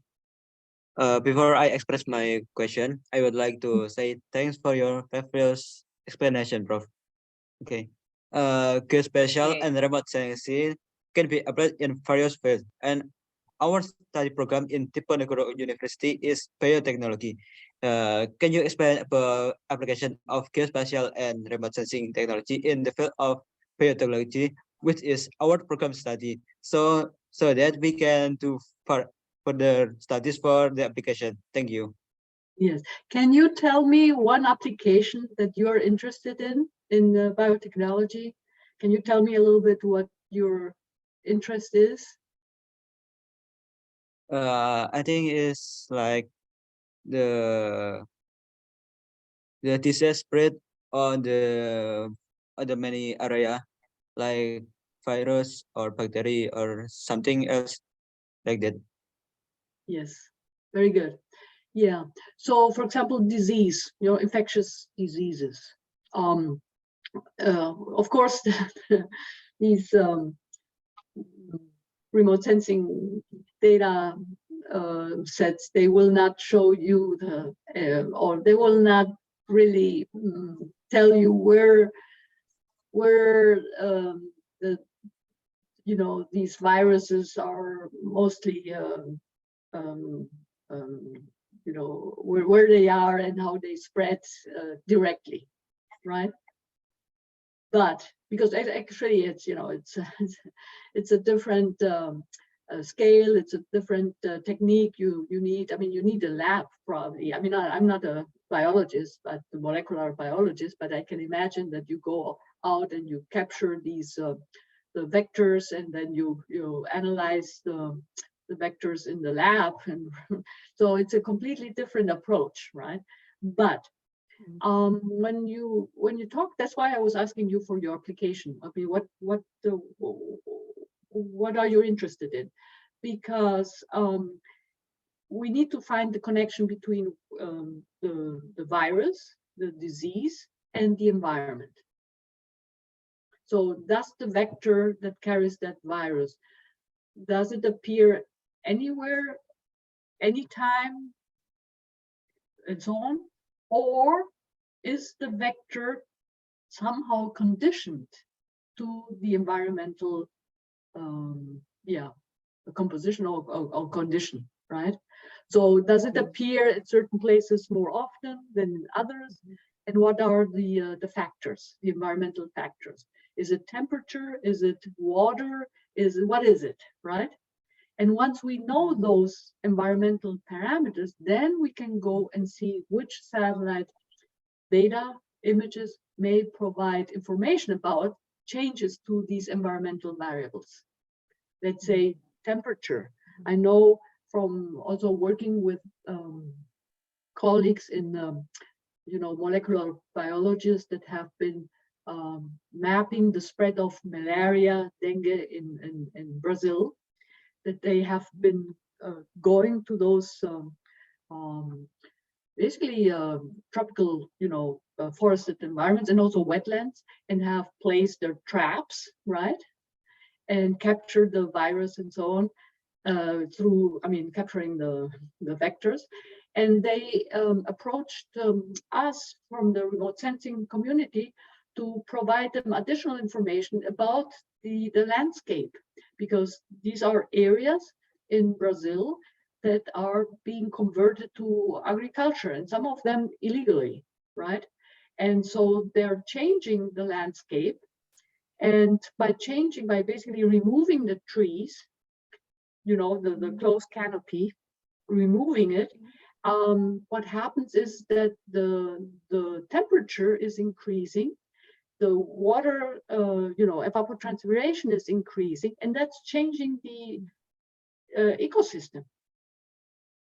So indirectly, you can use remote sensing to kind of assess the factors influencing the habitat of these vectors. And one other component is human beings. So the spread of disease depends on the host, right? So you have, for example, in the example of Brazil, an area, you know, basically a pristine area that where a wetland, it's a Pantanal, it's the Pantanal wetland area in Brazil, where usually no one should be there. I mean, no human being, right? And until recently, it was very difficult to penetrate that wetland. But now they're building these roads. They're basically, people are going there because they're mining, because they're whatever they're doing. These workers are then infected, and they carry that disease back home to their towns, right? So basically, indirectly, you can use satellite remote sensing not to map the movement of people, not necessarily, but you can measure and see how basically human beings are providing access to these very remote areas by building roads and so on. And indirectly, you can, assess the presence, you know, of people, and how that disease then travels to other areas. You know? So it's how can I say, you have heard the word proxy, right? So you're using image-derived environmental parameters as proxy to understand habitat fragmentation or destruction, to understand human migration, not because you see the vehicles or the people, but you see the infrastructure and how it's expanding. You see the activity, human activity, right? And so indirectly you can use remote sensing for that purpose. Good question. So far I'm getting very good questions. Excellent. Okay, thank you, Professor. Okay, thank you, Muhammad Imam. And then the third question, Ken William, it's your turn. Yes. Good morning, Professor Megaliko. Firstly, I want to say thank you very much for the time and place that has been given. Before I continue to my question, please allow me to introduce myself. My name is Ken William Sutanto. You can call me Ken. And I am currently applied in biotechnology major in Diponegoro University 2022. So first of all, you previously said that the applications of geospatial and remote sensing technology that has been designed and assisted by this particular satellite can detect characteristics of planet Earth and can also detect environmental conditions of the planet. The question I want to ask is, I'm actually curious, can this working principle be used on other planets in our solar system, such as Mars, Venus, Jupiter, and others, so that we can know the characteristics and contents of these planets? And if not, can you please explain the reasons why it won't work in the planets that I mentioned before, other than Earth? Thank you. Good, very good. Actually, in astronomy, remote sensing has been used since the early times of astronomy, when they developed a telescope. So that was the first remote sensing instrument, if you want. and they were observing, you know, the sky and so on. Because basically what you are capturing through these telescope is light. In this case, in the early times, it was visible light, right? Reflected by these planets, and the light was basically coming from the sun, shining over the moon or shining over the Mars or Venus or whatever planet, and then they would with the telescope capture this very, very weak signal. Not the moon, because the moon is quite close to the Earth, but Venus and all that, and yeah. So eventually, they astronomers they realized, well, you know, visible light is a limitation. So you know, we need to construct instruments that can see beyond visible light, and so that's when they started using instruments that allowed them to capture you know, the whole spectrum of non-visible light. And in planets, you know, all we know about Mars, well, now we have also launched some space vehicles to Mars, right? But you know, those vehicles, space vehicles, they use more or less the same sensors we are using for Earth observation. They're taking spectral readings of, you know, of the Mars surface. And so, yes, remote sensing has been used by astronomers since ever they invented that, those instruments or detectors. It's, and they also use it to analyze the composition of the atmosphere, for example, Venus or Mars or other planets that have an atmosphere. No, that's why we know the gas composition without having, you know, been able to take a sample and bring it back to Earth. Right? It's all based on remote sensing. So planetary observation is so dependent on remote sensing. No? And some of these instruments we use for Earth observation were probably first meant to observe other planets and then used for Earth observation. I'm talking about hyperspectral sensors. No? Those are sensors that take spectral measurements in many, many consecutive bands, like hundreds of bands, to get the spectral profile of, for example, of the atmosphere in Venus or Mars and so on. Yeah, all these satellites, you know, that we have launched to observe other planets, they have remotes that are equipped with remote sensing sensors, and then we have these huge telescopes, no, that allow us to measure and to see beyond our galaxy, no? And those also use remote sensing instruments. So yeah. Okay, thank you, Okay, Professor.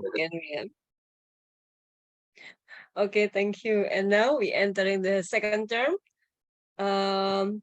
Want to ask?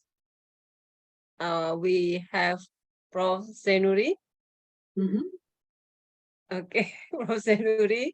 Yes, thank you very much, Prof. You made the first one. Good morning, Prof. Magali. Good morning. It has been a long time, huh? Yes, yes, long time. Yeah, from last time it's in September, right, with your student? Yes, in August. Okay, Prof. Magali, I already sent 2 slides of our result in our research project in Pekalongan. The first one is the quantity of the bacteria that we found. I'm working together with Prof. Hermin and some of their students. So you can see that in the lagoon, we have a quantity of bacteria Yes. that related to well, we know that the number of the or the quantity of the bacteria is related to the organic matter, and in times we try to make an overlay related to the nitrate and phosphate. Okay, this is the one that Prof. Hermin and me and also Pak Helmi, we will prepare for our next publication related to how we can show the dynamic of the environment and what is the stimulator to rise the number of the bacteria in order to know that is there any possibility for us to make some mitigation or some forecasts related to the environment condition. And the second one is just to make an underline for the question of Mas Imam Muzaki, that yes, we already have worked with the bacteria, we already work with the several parameters related to the ocean, and we found that for us, a researcher, we have so much benefit that we could provide and we could explore more based on the two concepts. First one is the radiation, and the second one is related to the electromagnet. Okay. Yes. For the radiation, this is the one that I do hope in the future that we still can work together, is how we can use that one to forecast the quantity of the methane that provided by the bacteria during the degradation of the organic matter and through it or saturated to the atmosphere. So by measuring that one, we believe that we will know that how much the quantity of the global warming caused by the activity of the degradation of organic matter. The second one is that we believe that in the coastal area, that in Indonesia in general, using by the industrial and some anthropogenic activity, in Indonesia we call it UMKM, that it's small scale industry based on house activity, something like that. Okay, and part of that we already discussed is batik. Okay, you know that part of batik provide waste. That part of them is organic matter, but the other is some metal, something like that. The newest issue is related to the microplastic. Okay. Yeah. And for me now is I did a recent information related to the microplastic. How we can ensure that one or the distribution based on the electromagnetic wave, because we know that the plastic is the something artificial that might be reflect some of this well, the wave that came from the solar or the one that came from the radiation. Yes. So, I don't know. I do hope you have some information related to that one, and which satellite that we can use for that one. And we do hope based on that information, we can provide some perspective to the forecasting the pollution in coastal area. Thank you, Ramagali. Yeah, well, thank you, because yeah, it's true. You know, during the summer, the short program that I was running this last summer, you know, our students were interested in all these topics. You know, pollution, water pollution, plastic, and so on, and they but you know, the time they had was very limited, no? Yeah. But the fact that you have these measurements, in situ measurements, and you have actually access to more easy access to those sites, is very important for us in terms of using that information, in situ information, and see which satellite data or image type can be used to detect these changes. No, and you know that we have now also more and more access to better, higher resolution satellite images. For example, Planet, and some of you have heard about the Planet. It's a company that has a fleet of nano satellites, and they're taking measurements, you know, repeatedly, and we have access to some of these data. But you know, Professor Sanuri, what we need to do, because I realized that for students, when they get assigned to a project only for 6 weeks, it's too short, right? For them really to develop something. And I've been actually talking to some people at the, you know, BU has a new Institute of Global Sustainability. And this is a huge institute, and it's they have you know, collaborators and researchers and professors from many different departments. And I've been kind of talking to them and see if there's a way to have a collaboration or a program that can fund at least on our side some students, not only for 6 weeks, but maybe for a whole semester, you know, or longer, because the students need to learn, and there's always a learning curve, right? And by the time they finally learned about the specific environmental problem affecting the Pekalongan, the batik industry, and all that, then they finish their program, right? So I want to take this opportunity and actually continue our conversation and see how we can join forces. On my side, I need to secure funding for a student for at least 1 semester, if not 2 semesters, to get them started and look at these imageries and see, you know, based on your GIS information and in situ information, what is possible to do with these images, right? So we should somehow, do some brainstorming. Magali, we would like also provide our student from the study program of biotechnology, working together with our student from oceanography and from marine science, that we might join your student. Yes. And working together. I don't know, we do the same things in Indonesia. I do hope that next year, me and Prof. Hermin, we can get some funding to the world-class professor that can be bring our student working together with us and try to make some international publication.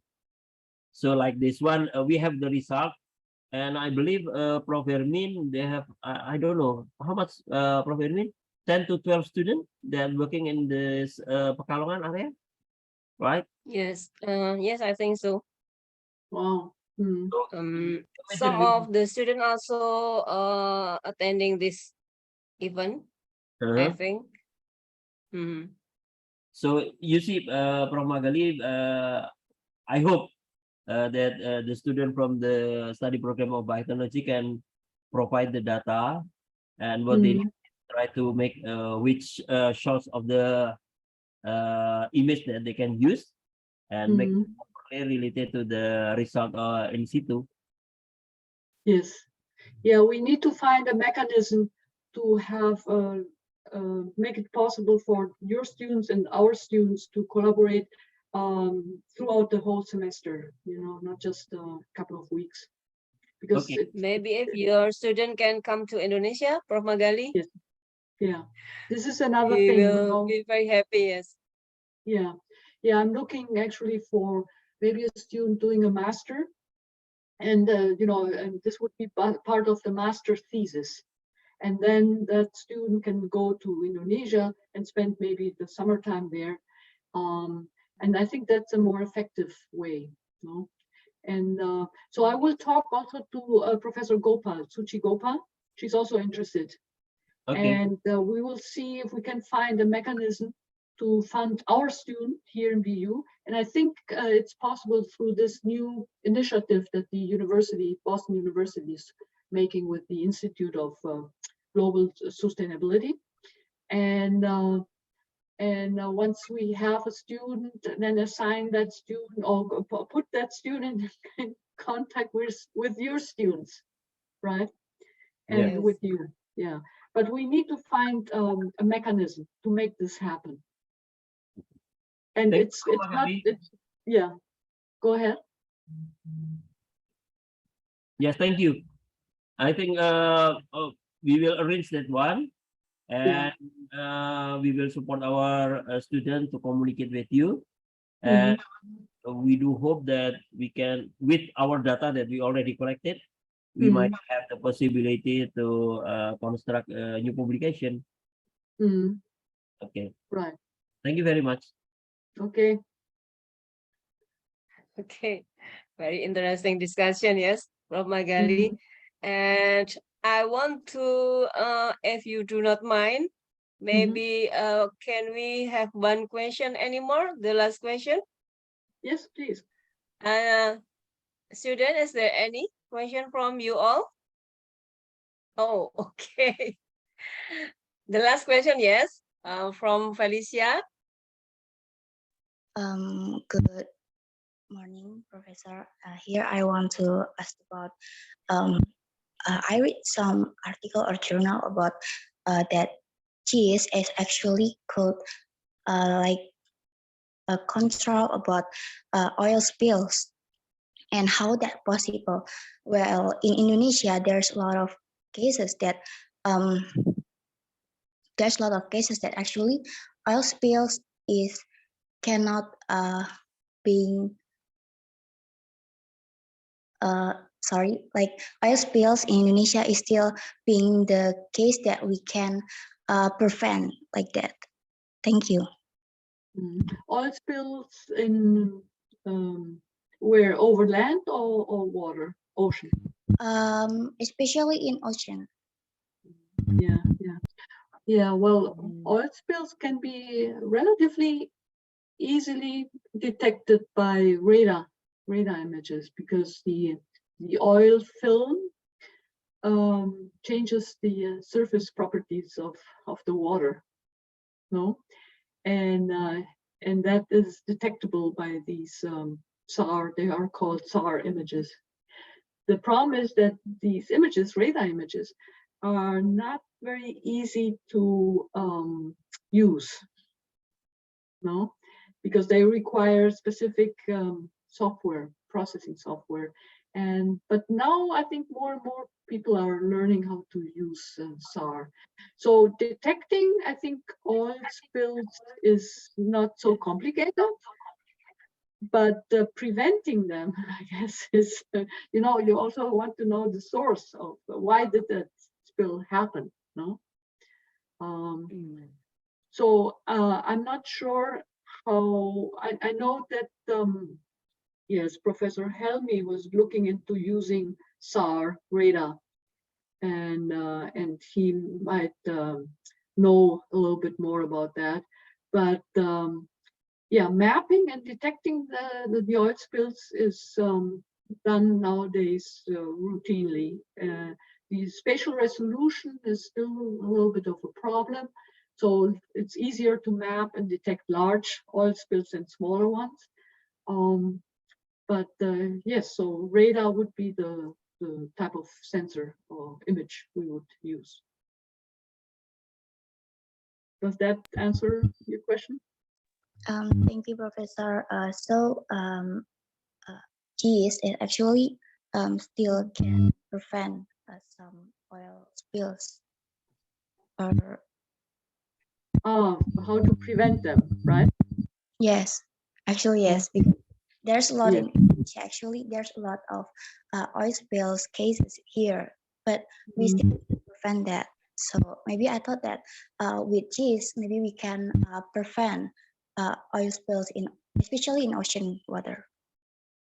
Yeah, yeah.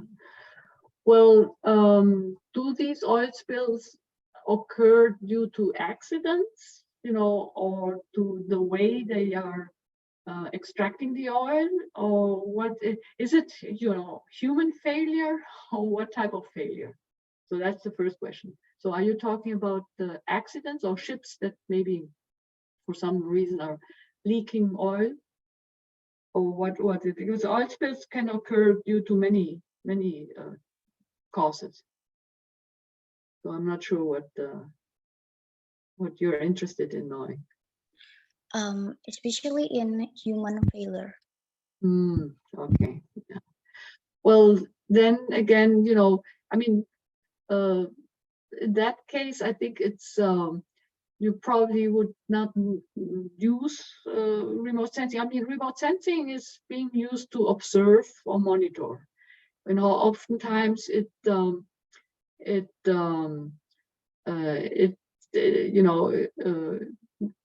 gives you some indications of how to prevent it, but if the failure is due to mismanagement or handling basically the extraction of oil, then remote sensing can do very little. It's more a policy issue, implementing the right protective policies. And of course, with GIS, you can do some analysis, geospatial analysis, and you can, for example, detect where these oil spills happen more often and so on, and then provide information to the decision makers. But it's really the task of the local government and implementing their policies and checking that that the industry is following the regulations. So remote sensing is good to observe if people are doing what they're supposed to do, right? But to prevent that, you really need government. You need regulations.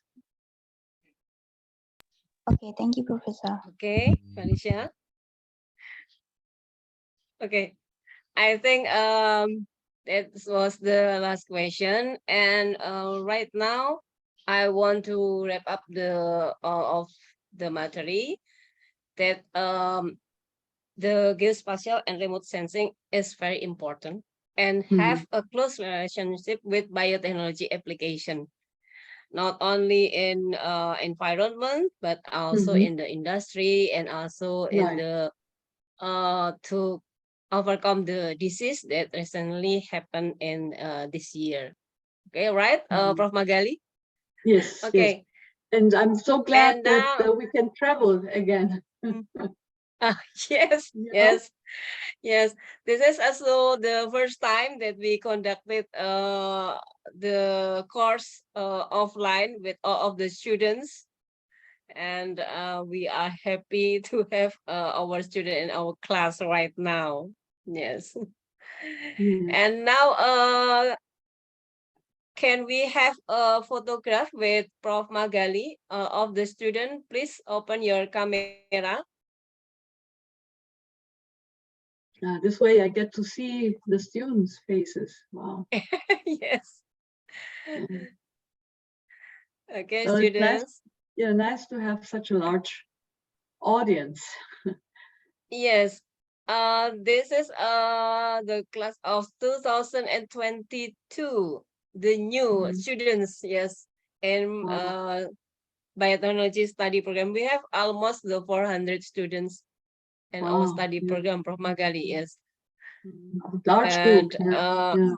Yes, yes, and the Faculty of Science and Mathematics, we have almost 6,000, yes, 6,000 students. Wow. Those students in our faculty. Yes.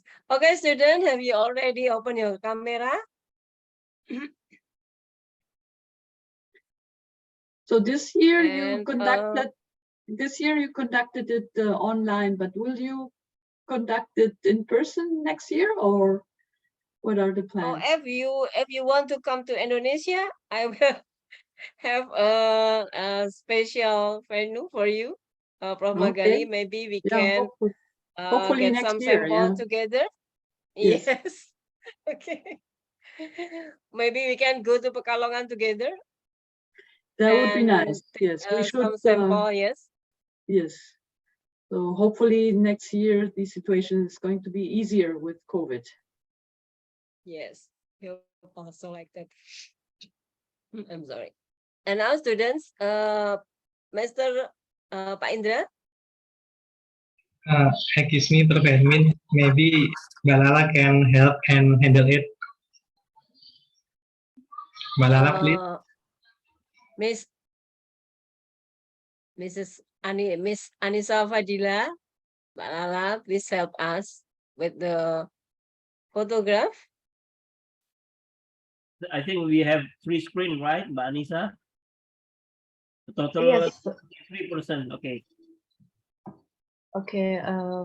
For the attendance, please open up your camera because I will take the picture of our session this today.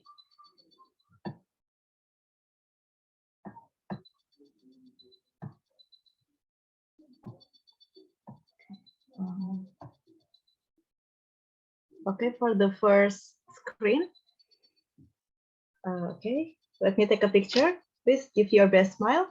1, 2, 3. Okay, wait. I will save it first.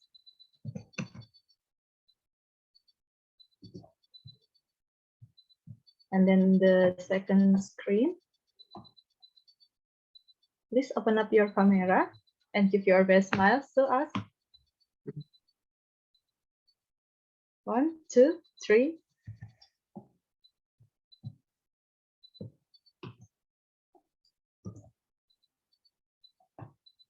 And the last screen. Okay, the last screen, there is nobody open the camera. Okay. Okay. All of the screen is already saved, Prof. Hermin. Okay, thank You you may so continue. much, Ms. Anissa Fadila. And before we close this event, we have a certificate for Prof. Magali. Mr. Indra Gunawan, please show the certificate for Prof. Magali. Please help me.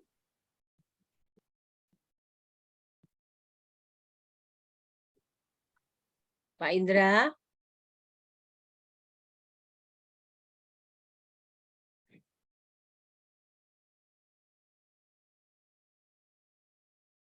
Belum kelihatan Pak Indra.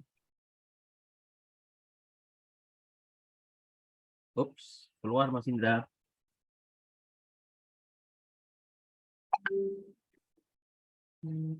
Maybe it's still loading, sir.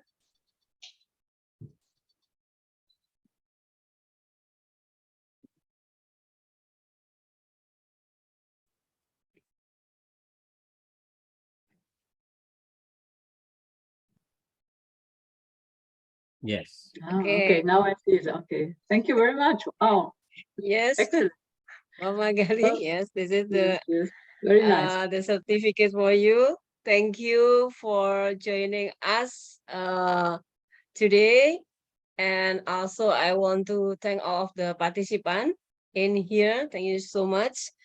And I hope this will broaden our understanding about remote sensing and also the importance of remote sensing is. Thank you so much for all. I send the time to Mbak Anissa Fadila, and I want all of the participants to give big applause to Prof. Magali. Thank you very much. Thank you. Yeah. So thank you also for, for your interest in remote sensing, and your questions tell me that you're really, you're really looking for ways to implement or use it in your own discipline. So hopefully, yes, hopefully next year I can travel to Indonesia, and we definitely, Professor Sainuri and Hermin, we should find the Yes. mechanisms to make this collaboration more effective, right? So let's communicate, offline and see what we can do.